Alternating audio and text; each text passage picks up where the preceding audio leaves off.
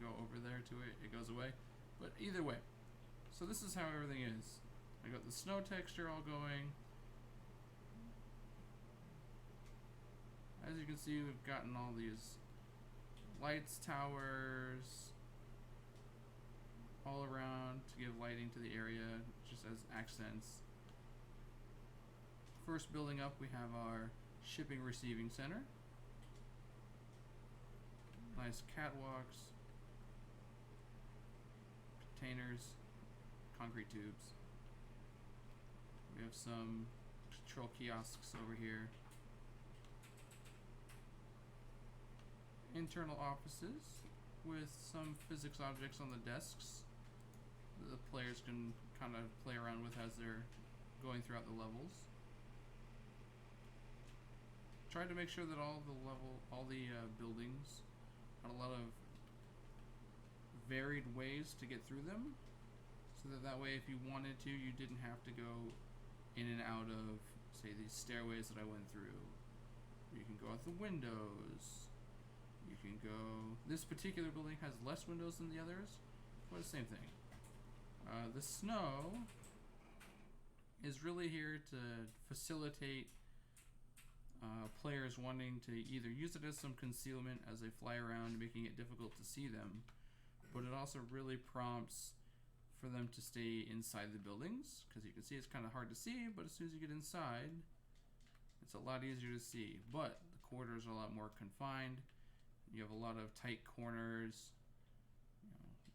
boxes and other junk in the way as you're trying to fly around. So buildings such as this really lend themselves to the players learning how to be really good pilots. Oops. Like I said.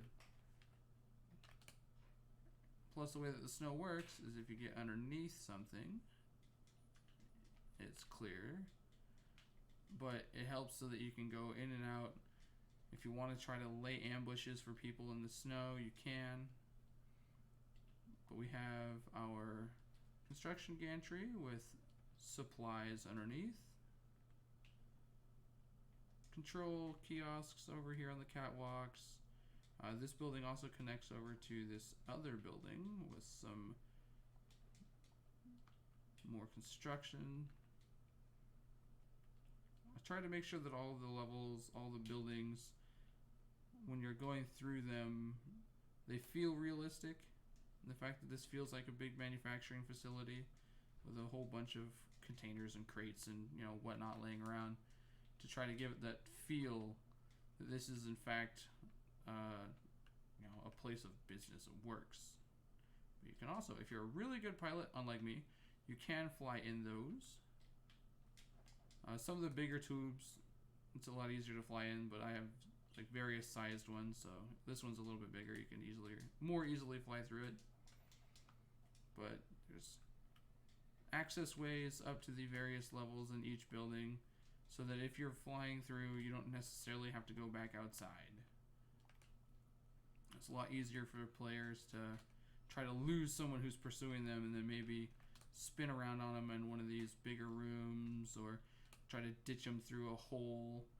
So that way each player, especially once you start becoming a better pilot, is able to utilize the close quarters and the tight spaces with all the hard corners and cover that's laying around to be able to get the drop on opponents or turn the tables on them. But we have more the other construction gantry, again with more control, terminals, scaffolding. We also have just more these shipping containers laying around for flavor. But if we go inside this building, the buildings may look fairly similar. I tried to give them each a different skin paint. The painting tool was an interesting one to use because it paints sections, and then you can paint more or less sections with different brush types. But so that's the basic gist of it.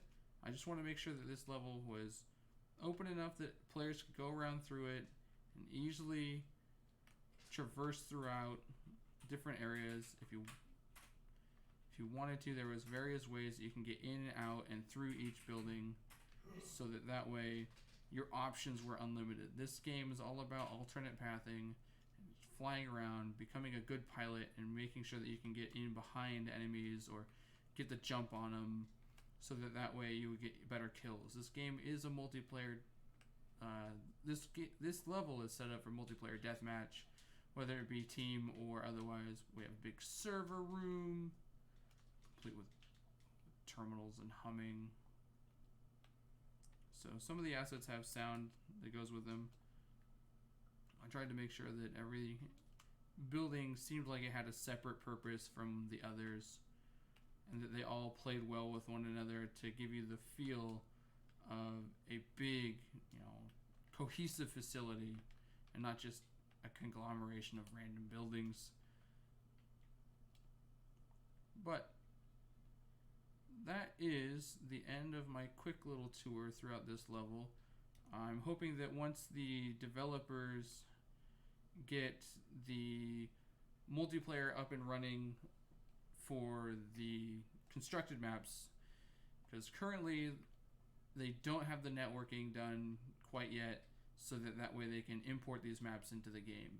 Since the game is in early access right now, it's just here as their test, so that way they can see how this feature works, and it's something that early adopters can try to help them with and give them feedback.